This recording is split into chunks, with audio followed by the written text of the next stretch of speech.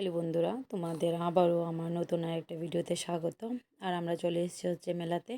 এই দেখেন দেখুন, মানে এখানে কত সুন্দর সুন্দর মেলা বসেছে, মানে খাবারের স্টল বসেছে, অনেক সুন্দর সুন্দর খাবারের স্টল বসেছে।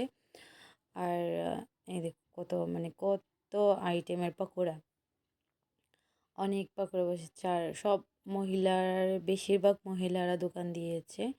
আর আমি যেহেতু মানে নতুন ভিডিও এডিটিং করছি, তো এডিটিংটা আমার তেমন জানা নেই। যেহেতু আমি মানে এডুকেশন বলতে কি আমি সব সময় একটা স্বপ্ন ছিল যে স্কুলে শিক্ষিকা হব, শিক্ষিকা হব। ওইটা আমার হয়ে ওঠেনি।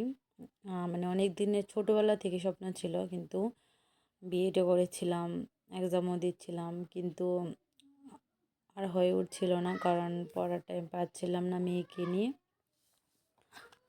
তো ভাবছি যে বলতে বলতে কান্না চলে আসলো, কারণ নিজের হাতে নিজের স্বপ্নটাকে চুরমার হতে দেখেছি।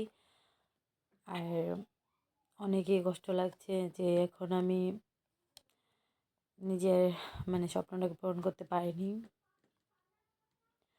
তো ভাবলাম যে না, একটা কিছু তো করতে হবে। তো ইউটিউবে আসলাম, ইউটিউবে আসছি। তো সবাইকে বলবো যে প্লিজ আমার ভিডিওটা একটু দেখো, আমার ভিডিওটাতে একটু লাইক করো, কমেন্টস করো, আমাকে একটু সাপোর্ট করো।